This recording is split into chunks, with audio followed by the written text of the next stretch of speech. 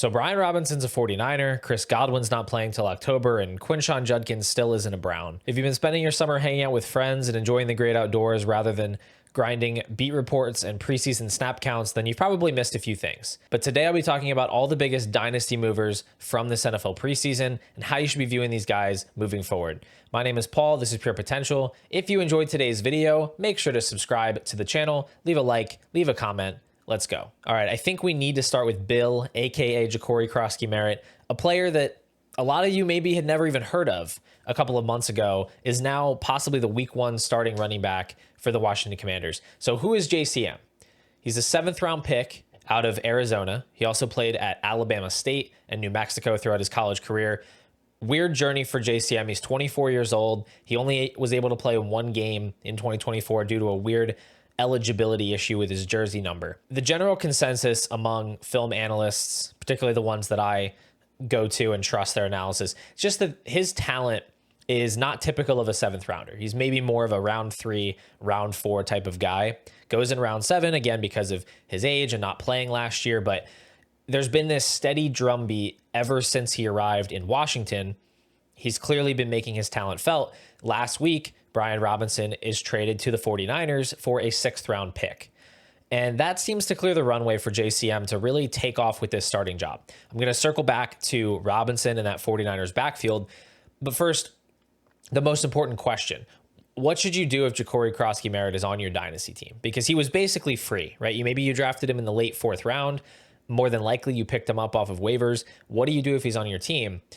Well, first, we need to look at this Commanders backfield and kind of figure out what type of role is he actually inheriting here. So last year, the Commanders had a clear split in the backfield with Brian Robinson as the early down grinder, Austin Ekeler as the pass catching back, and then Chris Rodriguez, who is still with the team, he was the Brian Robinson replacement. If Brian Robinson was hurt, he would come in and take those early down carries. Jeremy McNichols was the Austin Ekeler replacement. So they had these 2 running backs and they had 1-for-1 replacements behind them. It was very bifurcated roles. Looking at Brian Robinson, in his 13 healthy games last year, he averaged 14 carries and just under 2 targets per game. And the Commanders were 6th in rushing percentage inside the 10-yard line. And that's been a trend for Cliff Kingsbury going back to Arizona with James Conner and even Kenyon Drake before that. So we're looking at Ja'Cory Croskey-Merritt. The path for him is soaking up all these Brian Robinson carries and then hopefully scoring a lot of rushing touchdowns with the team tending to lean towards the run close to the goal line. He had almost no receiving production in college. So we already know Ekeler is the guy for that role, but we also know JCM's that's not really an element in his game. He had a very low reception share at Alabama State with just 27 receptions in 3 years. And then in 2023 at New Mexico, he had just 7 catches. So just not really a receiving weapon. At least he's not been asked to be a receiving weapon so far. So I'm not really expecting him to improve on Robinson's receiving numbers. But I absolutely think he's capable of taking over that early down role. And while the ceiling isn't necessarily sky high, because again, not really a receiving back at all, there's still a reasonable amount of upside here. It projects to be a good offense. He could get 250 carries and score 10 rushing touchdowns. That's a valuable piece to have in Dynasty. And while you may have picked him up for free, I still think it's worth checking in on what his value is now. What is the appropriate spot to value this new bet, right? He's a different bet now than he was when you picked him up off waivers. So my overall take here, looking at the situation, looking at Brian Robinson's previous role, looking at JCM's prospect profile, considering the fact that he is already 24 years old, I have moved him up in my rankings to running back 27. And that puts him in a tier of players that I value around a mid-second round pick. Put him near Tony Pollard and Cam Scatterbo, just ahead of David Montgomery and Tyrone Tracy. I think he's the most likely candidate to lead the team in carries. I think he has a ceiling case in the range of 1,000 rushing yards and 10 touchdowns. I do not think Eckler's role is going to change that much. I have Ekeler ranked as my dynasty running back 61. I'm higher on him now than I was early in the offseason when he was being talked about as a cut candidate, but I don't think he has much contingent upside. I don't think that the team moved Brian Robinson because they want to give Austin Ekeler more carries. I don't think there's any reason for us to think that.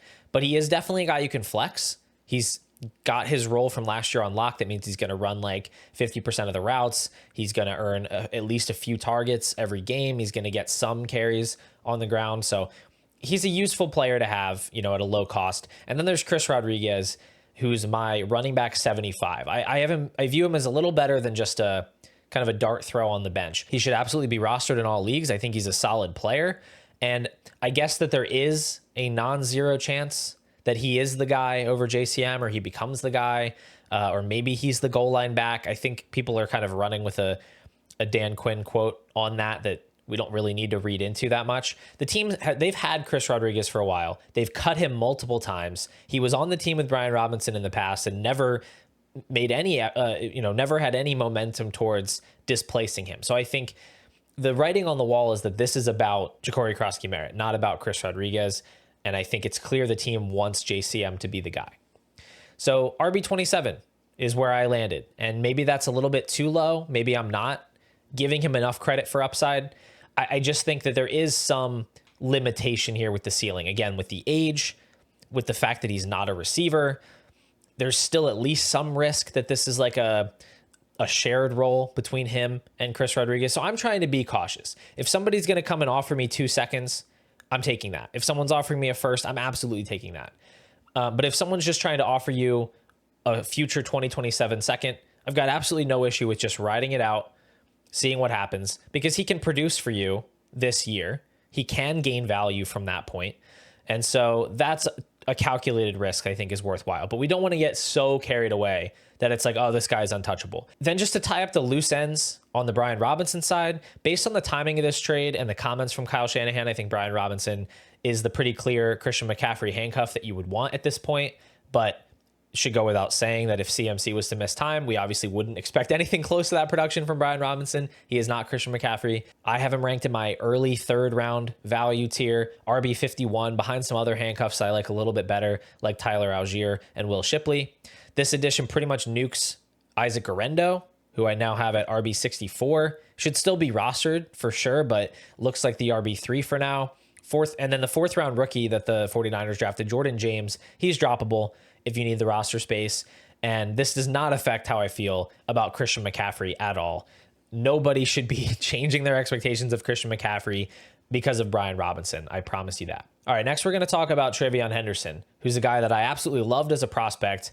Very explosive running back, great pass protector, great receiver, has all the makings of a high upside fantasy running back in the vein of a Jahmyr Gibbs or a Devon Achane. He brings all those types of skills to the table. He got elite draft capital as a top 40 pick to a team with a pretty weak backfield, very beatable competition in Ramondre Stevenson and Antonio Gibson. And I think we should be very encouraged by Henderson's preseason usage and performance. Obviously, people have been very encouraged because his ADP has shot up in all formats since the preseason began. But in the first game, he split reps 50-50 with Ramondre Stevenson. Ramondre got 7 carries. Henderson only got 1 carry. He did take it for 18 yards, and he caught 3 passes with the first team offense. He also had that sick kick return touchdown, which was just cool to see. It didn't really matter for his fantasy value, but good reminder of his explosiveness. In the second game, Ramondre Stevenson got the veteran treatment. He got to rest. Henderson split the first team snaps in that game with Antonio Gibson. Again, he played with Drake May. He split the backfield in half. And then when May came out, Henderson came out and Antonio Gibson stayed in. So Henderson's clearly the RB2, or really, I think, the co-starter with Ramondre as the more pass-catching side of this backfield. He looked good again in that game. He scored a touchdown in that game. It seems pretty obvious that Henderson is going to start the year in a near even split with Ramondre, where he dominates the receiving work and mixes in on the ground. Ramondre gets most of the early down carries. And I think that's a fantastic starting point for a rookie running back, especially with an incumbent on a fairly large contract in the backfield. I don't think Ramondre is an amazing player, but he was just extended last year. He's been with the team a long time. The fact that Henderson's already worked his way into this type of a role, I think, is very encouraging. And then I'd expect Henderson to earn more work on the ground over the course of the season, with a very good chance of RB1 usage by the fantasy playoffs. Because here's the thing, he's the best running back on the team. And if he's going to be on the field a lot, he's going to have many opportunities to show that to the coaching staff. Yes, it will start as a committee. He's not going to be lighting it up necessarily from week 1. I mean, maybe he is, but more likely he's like an RB2 type, maybe low-end RB2 from the beginning. But we're looking towards the end of the season here, and obviously the long-term view in Dynasty, I think he could be pretty easily viewed as a top 5, maybe even higher Dynasty running back by the end of the year. I have moved him up to 35th overall in my Dynasty Superflex rankings. He's my RB7 in a very tight group with Devon Achane, Bucky Irving, and Saquon Barkley. If you can still send a player like T. Higgins or Jonathan Taylor for TreVeyon Henderson, I would absolutely do that. And then Ramondre, I've moved to running back 46. He's in my early third tier with players like J.K. Dobbins and Ray Davis, who I think are usable, but on the smaller side of a committee backfield. I think you can start him early season in a pinch for sure. He's probably going to get double-digit carries, a few games early in the season, but barring an injury to Henderson, I just don't expect a lot from him down the stretch, and I'm not sure if he's going to command a large role on another team in the future. I'm not putting a lot of value in him as a long-term asset in Dynasty. All right, let's talk about Bhayshul Tuten and this Jaguars backfield. Now, this one isn't really a case of one player moving way up or way down, so maybe it's not within the spirit of the video, but it's just been a lot of these little adjustments trying to pin down how these guys should be valued based on what we've seen in the preseason, and it's been really hard to parse. So I think it's worth talking about how I'm looking at this Jaguars backfield, because I just think everybody has a slightly different take on it. We've seen Tank Bigsby used as kind of the lead running back throughout training camp. At least that's what the beat reports were telling us.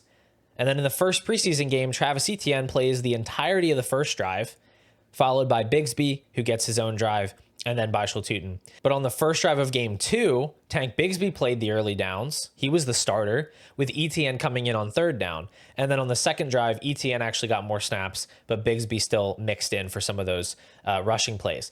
Now, as Jacob Sanderson pointed out in his recent Substack post, I think this deployment in game 2 is probably the current week 1 plan for Jacksonville, with Tank Bigsby leading on early downs, Etienne playing as kind of a Rachaad White type of guy, primarily on third downs, as the pass catching back, maybe some schemed work in the screen game. And then one of Bhayshul Tuten or LaQuinn Allen will be active as the running back 3, with the other one being inactive on game day. That is, unless one of Tank Bigsby or Travis Etienne is traded. We've got a couple of news items swirling that make me think this is possible. Liam Cohn recently said it would be very hard to have 4 active running backs on game day, even though they really like all 4 of these players. The team did rest Bhayshul Tuten and LaQuinn Allen in the final preseason game, so I think we should be pretty confident those guys are roster locks. And then we have John Shipley, Jaguars beat writer, in his 53-man roster prediction, who says he thinks that the Jaguars will look to move one of Bigsby or Etienne. Now, I'm still skeptical that happens, just because most of the time that we hear player X is going to get traded, it doesn't happen. But if the team is even considering it, if they're looking into options to trade these guys, that's a good sign for both Bhayshul Tuten and LaQuinn Allen. And it's one of many possible outcomes that could get Tuten on the field sooner than later.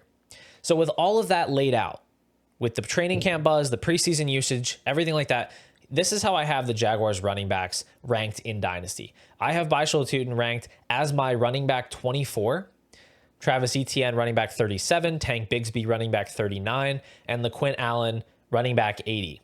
Now, before you start throwing tomatoes at me for ranking Bhayshul Tuten so much higher than the actual starters on this team and higher than Ja'Cory Croskey-Merritt, please let me explain myself. First of all, I was high on Bhayshul Tuten in the pre-draft process. I think he's extremely shifty and explosive. He's a competent receiver.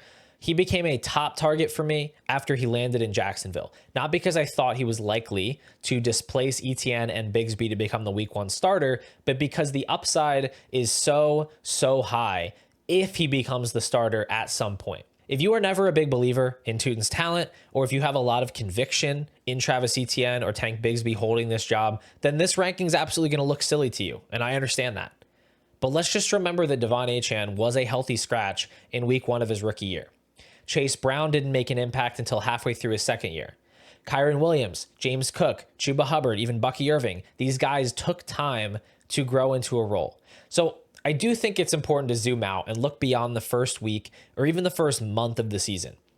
I am totally aware that Bhayshul Tuten is unlikely to be a startable fantasy asset in the first month of the season. He might not be a startable asset in the second month of the season. But what we saw last year is that Liam Cohen is one of the most fantasy-friendly offensive coordinators for running back production. The Buccaneers were the second best team in expected points per game for running backs last year behind the Lions, and Bucky gave us running back one production down the stretch, playing like 55% of the snaps. And so we don't even need Bhayshul Tuten to ever become like a full-blown bell cow workhorse.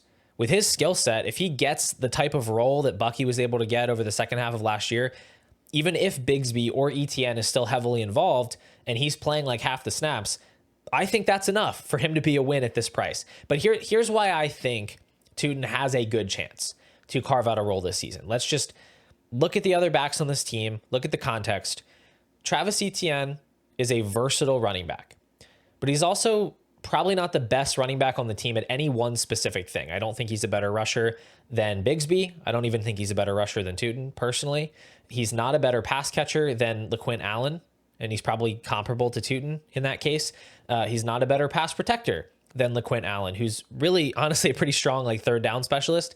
But the point is that he's expendable, and he's in the last year of his deal. We're already hearing rumors that he might be on the trade block. It would not surprise me in the slightest if Travis Etienne gets phased out over the course of this year. Then we have Tank Bigsby, who is a solid rusher. He's also a pretty one-dimensional player. He made no impact as a receiver last season, and he was an actively bad receiver as a rookie.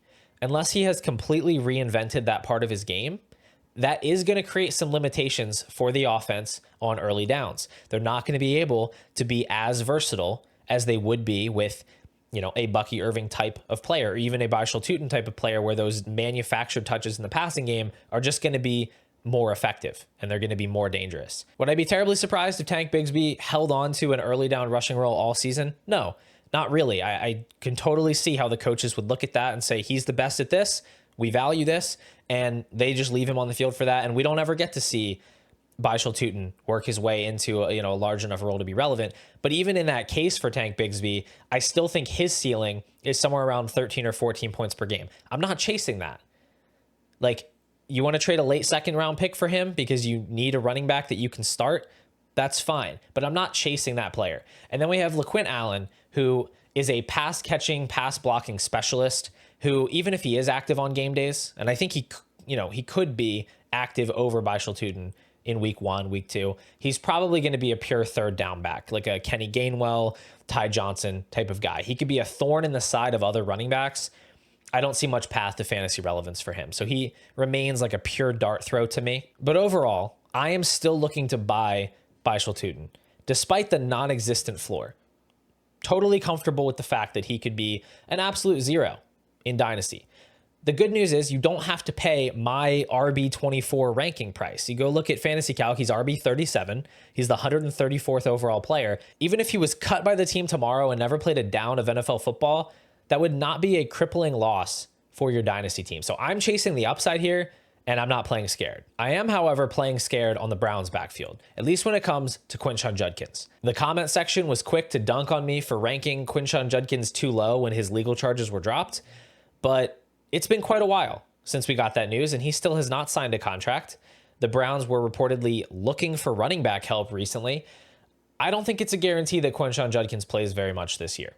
This article from NBCSports.com says the Browns appear uninterested in signing Judkins until they know whether and to what extent he'll be disciplined as part of the league's investigation. Yes, the legal charges were dropped, but the NFL is still investigating this to see if a suspension is necessary, and the Browns don't really want to deal with potentially giving Judkins a guaranteed contract if he's then going to miss a bunch of games. So at this point, we are 2 weeks out from game 1. Judkins has not participated in a single meeting or a practice with the team since rookie minicamp, and we have absolutely no idea when he's going to be signed.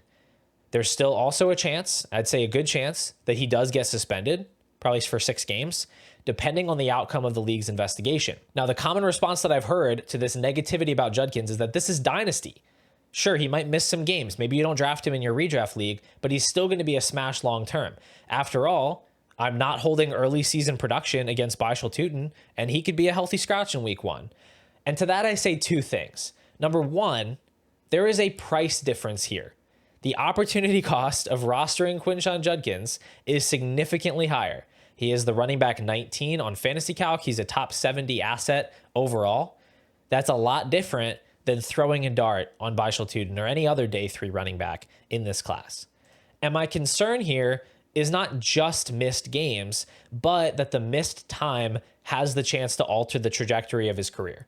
Now, everyone is entitled to their own talent evaluations, but I was not personally over the moon about Quinshon Judkins as a prospect. He was one of the least efficient running backs in the class, pretty much across the board. If you look at box-adjusted yards per carry, missed tackles forced, yards after contact per attempt, yes, he handled high volume. He was not particularly efficient with it. He also had a very poor receiving profile. He never reached a 9% reception share in any season. He had a low receiving yards per team pass attempt. These are things that have signal into the NFL and tend to indicate that a player doesn't have as high of a ceiling as a receiver. It's not always the case, but it is very often the case.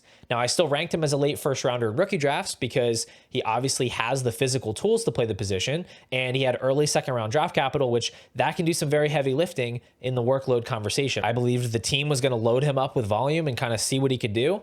And there was some chance he could run with that opportunity, and then the upside's extremely high. But now the math equation has changed because Quinshon Judkins isn't there to get the first crack at leading this backfield. Dylan Sampson is. And he's also a rookie that the team invested in. And he was a quality prospect in his own right, better at some things, I think, than Quinshon Judkins. And now he's getting an extended audition to show the team what he can do, not just in training camp, not just in preseason, but very likely in the early part of the season, up to maybe even up to 6 games.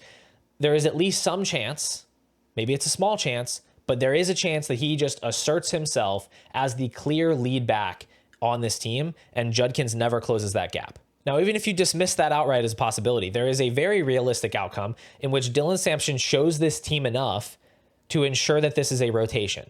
And instead of becoming the workhorse he was drafted to be, Judkins gets like 60% of a committee and very few targets on what promises to be an awful NFL team. So as it stands today, Quinshon Judkins is my RB20, which is actually, from a positional standpoint, not that far behind his consensus ranking, but he is my 87th overall player, which is about 20 spots behind his ranking on fantasycalc.com.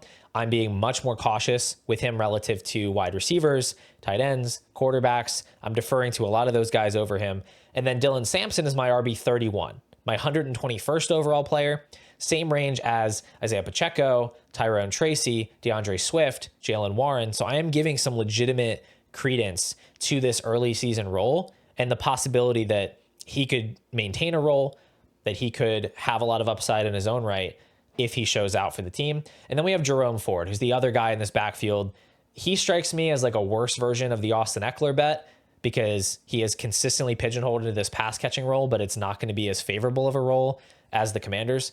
He's the RB72 in my rankings. I think he's like a late 3rd, 4th round rookie pick type of value, and really only a guy I want to roster if I need someone I can start in the early weeks. Now, if you're interested in seeing my complete top 250 Dynasty rankings, you can hit the plus sign on the subscribe button or go to the link in the description to become a YouTube member. And that gets you access to those rankings that are updated every single week throughout the NFL season, as well as private channels in the Pure Potential Discord, where I answer Dynasty questions and talk strategy, and weekly live streams here on YouTube, where I dive into some Dynasty topics that don't make it into the main videos. So if you're interested in that, again, you can check out the link in the description. We're going to move on to Breece Hall and the Jets backfield. Breece Hall's been another faller in my rankings over the past month, and this one stings me a bit more than Judkins just due to my own personal belief in the player and my own investment in Hall on my Dynasty teams. I think Breece Hall is an awesome player. I think he has the ability to provide league-winning production in the right environment with his explosiveness and his receiving abilities. And that is just not the signal at all that we're getting from the New York Jets, both from the words of head coach Aaron Glenn and the team's actions in the preseason. It all suggests that this is going to be a full-blown running back by committee. We've seen Braylon Allen and Breece Hall largely splitting early down carries. We've seen Isaiah Davis brought in to play 3rd down snaps. I think all of that could carry to the season. It's what the team says they want to do. They say they have 3 backs they like and they want them all to play. So it's a difficult situation in Dynasty. I currently have Hall ranked as my RB10 and my 52nd overall player. I have him just behind Jonathan Taylor. I have him ahead of Christian McCaffrey, Kenneth Walker, Chase Brown. This is my attempt to balance concerns about Hall's median projection while also acknowledging his scoring ceiling. both in 2025 and future seasons. Like, the team could say they're entering the year with this type of a committee. It's still totally possible that Breece Hall could assert himself as the clear best running back on this team and gain a larger role. I'm not saying it's the most likely outcome. I'm just saying it's possible. When you're doing dynasty rankings, you have to look at all of these different possible outcomes and like weigh what each one is worth. But maybe more importantly, it seems like a near certainty that Breece Hall is going to be on a new team in 2026. And he's just going to be 25 years old at that point. And what if that new team is the Cowboys? What if it's the Bears? What if it's the Jaguars? I know he is not the level of prospect that Saquon Barkley was. I promise I'm not going to say that. But there are some similarities between the two. They both were very good college prospects. They both did have early career success. They both suffered major injuries, ACL tears, early in their careers. And they both lost dynasty value due to a lack of efficiency post-injury and fantasy output in bad offensive environments. He could be the premier free agent running back in 2026, or he could even be traded from a struggling Jets team mid-season, and he could find himself with a much stronger role overall, a much more fantasy-friendly role.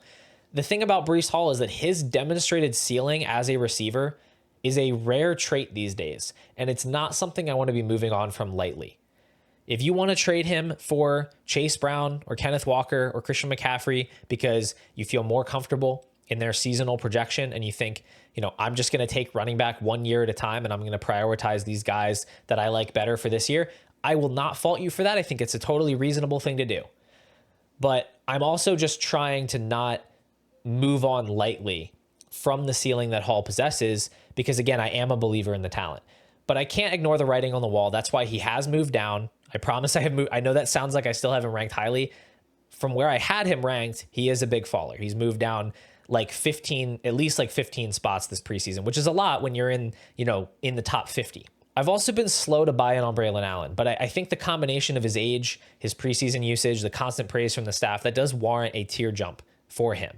So I've put him in the late second tier as my RB40. If the most likely outcome for Breece Hall, as I've acknowledged, is to switch teams by next year, or even sooner than that, then Braylon Allen's the prime beneficiary.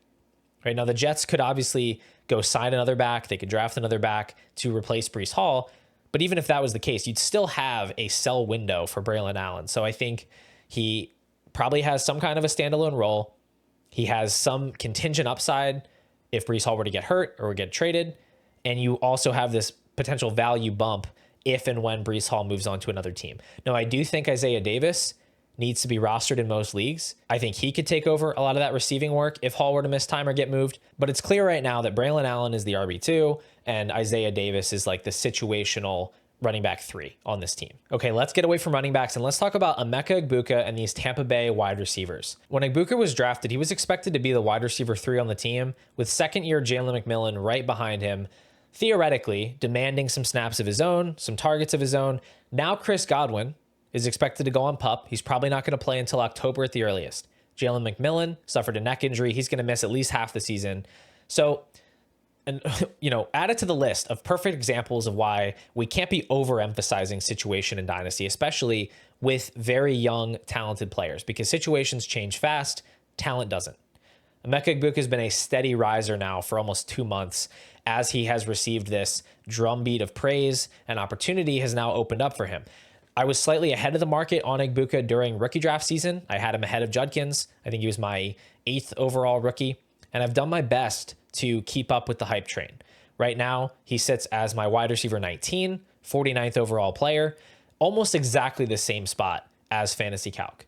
And if you go into one of the trade finder tools on Fantasy Calc, on Keep Trade Cut, whatever, I think you're going to find some irresponsible trades where people are giving away too much for Emeka Egbuka, but I think the market is generally right in being so bullish on him. He was a rock solid prospect. He was a great fit for this offense. Now he gets to open the season as an every down starter. He's not going to leave the field. And this is what Matt Harmon said about him in a recent article. I'd recommend subscribing to Reception Perception. It's a great resource. And this comes from his article where he talks about 10 receivers that he's higher on than the consensus, one of them being Emeka Egbuka. He says Egbuka finished with an 83.6% success rate versus zone coverage in his prospect charting.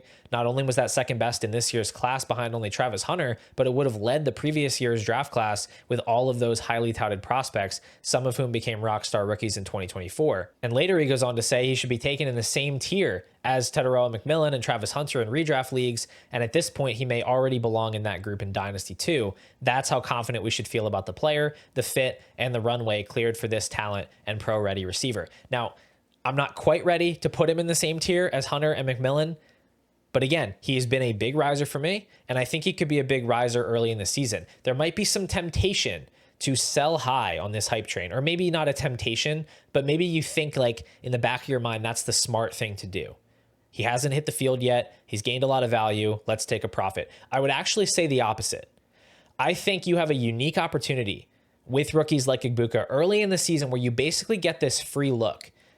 If he balls out from week 1, he is going right to the moon. He could be untouchable by week 3. Okay, that's totally possible for him. If he's just fine, or even if he's kind of bad, it's going to be chalked up as rookie growing pains, or he's just adjusting to the speed of the game, or whatever else people are going to say. They're going to justify it. We just saw Rome Odunze do this for an entire season, and he barely lost any value. So there is this asymmetric upside that makes him a really enticing player to hold right now. So I have no interest in trading him away unless it is for a legitimate upgrade to a known elite asset. Otherwise, I'm just going to hold and enjoy the ride. As for the other wide receivers on this team, I gave Mike Evans a little bump due to the Godwin injury. Nothing crazy, but he does move to wide receiver 39 for me. He's right next to Tyreek Hill. I moved Godwin down to wide receiver 52 behind Diggs, behind Myers, Khalil Shakir, Jawan Jennings. He should arguably be even lower than this. It's just really, really hard to trust him to produce at all this season. With this slow ramp up, with the severity of the injury he suffered last year, he's already 29 years old. So if this is a lost season, next year he's wide receiver 30, and Egbuka could have emerged by then as the clear top target on this team. It's just really difficult with Godwin. It's an unfortunate situation. And then Jalen McMillan, I have all the way down at wide receiver 77. I thought his rookie year was a little bit overrated. Now he's buried on the depth chart. He's dealing with a serious neck injury. I'd just rather have like any running back handcuff over him at this point. I don't think he's a good enough player to warrant stashing him and like designating legitimate roster value to him at this point. Okay, I want to keep this next one short, but we do have to go back to running back one more time to talk about Joe Mixon and the Texans backfield. Joe Mixon has been in a walking boot all offseason, and now he's going to miss at least the first 4 games of the season with this ankle injury that he's dealing with. We have no idea if he'll be back in week 5, in week 10, or if he'll play at all this season. I've dropped him significantly in my dynasty rankings, all the way down to RB41 in my early 3rd round tier. I would rather have Braylon Allen. I'd rather have Tank Bigsby. I'd rather have Jordan Mason at this point. Unfortunately, all the other options in this backfield are just not very inspiring. We have Woody Marks, who is the most interesting option, I guess, by default. The pros for him being that he's a rookie and the team invested decent capital in him and he is a competent receiver. The cons are that he's 24 years old and he was a pretty terrible rusher in college. I really struggle to envision him as like a high volume running back. So he sits in my RB 55. Then we have Nick Chubb, who is going to be the week 1 starter at this point, but he is just like so clearly washed that there's absolutely no upside here. He's my RB 67. I don't think he can hold on to this job long term. And then there's Dameon Pierce, who might be my favorite target at cost in the backfield. He's had some buzz recently, and I think he's going to be a better fit in Nick Caley's man gap scheme than the zone scheme the team ran the last 2 years. So if he's on waivers in your league, I think you should pick up Dameon Pierce. And I think when it's all said and done, he actually has a chance to lead this team in carries while Mixon is out, at least if he can usurp Nick Chubb pretty early on. And finally, let's talk about Daniel Jones and Anthony Richardson. After a summer-long quarterback battle, Daniel Jones has been named the starter. According to Shane Steichen, he's our starting quarterback for the season. I don't want to have a quick leash on that. I feel confident in his abilities. Now, let it be said, I do not believe this quote at all from Shane Steichen. I mean, I believe he's the starter for week 1. I don't believe the long leash thing, the starting quarterback for the season thing. He said exactly this same thing about Flacco last year, and then he went back to Anthony Richardson anyway. So I think the most likely outcome is that both of these quarterbacks are going to start games. But I think Daniel Jones is going to be a very useful fantasy asset as long as he's the starter. Here's a tweet from Corey Bushland from Fantasy Stock Exchange. Daniel Jones was QB 10 in points per game when last healthy in 2022. He did this on 3,200 passing yards and 15 passing touchdowns because Darius Slayton and Richie James were his number 1 and 2 receivers. 700 rushing yards and 7 touchdowns in that season as a runner. Daniel Jones now has better weapons than he ever had in New York, and he runs the ball. So do I think he's going to be a good real-life quarterback? Probably not. But he's a strong QB2 option as long as he can keep Richardson on the bench. I have Jones ranked as my QB 30. He's in my late second tier. I'd rather not send a second for him straight up if I can avoid it, but I think it's a totally defensible move if you don't really have a good early season option at quarterback, because there is some possibility that he just plays well enough to hold the job all year.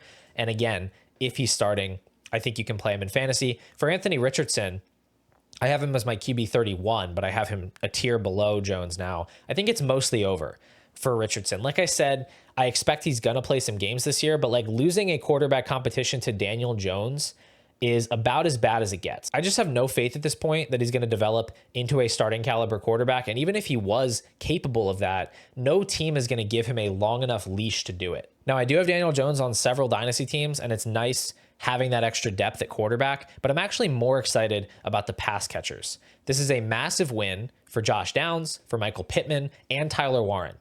You look at this chart from Fantasy Points data, catchable targets per game in 2024 by team. The Giants with Daniel Jones were 10th in catchable targets per game at 26.0. The Colts with Anthony Richardson were dead last at 16.5. That's almost 10 catchable targets per game difference.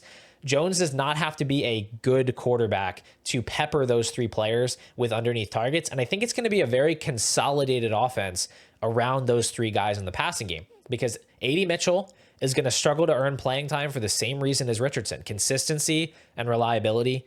Alec Pierce thrived last year with AR, but he doesn't earn a lot of targets on his own, and Jones is much more reluctant to throw the ball deep. So I think Pierce is going to run a lot of empty calorie routes on the outside, and then Jonathan Taylor's never been much of a receiving weapon either. So I think Downs, Pittman, and Warren can really soak up the majority of targets on this team. If Downs is 100% recovered from his hamstring injury by week 1, he would be my personal pick to lead this team in targets. I just have a lot of belief in his talent, and I think the Colts are going to be running a ton of 11 personnel now that they can rely on one tight end in Tyler Warren to be on the field for the passing game and the running game. That's going to help Downs actually be on the field more.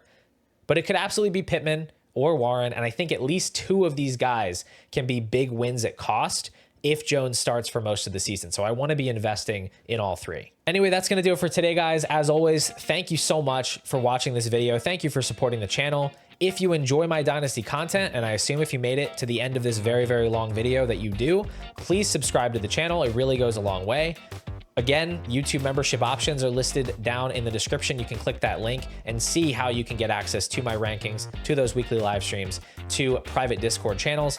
Either way, guys, I'll be back soon with another Dynasty video, and I hope I'll see you then.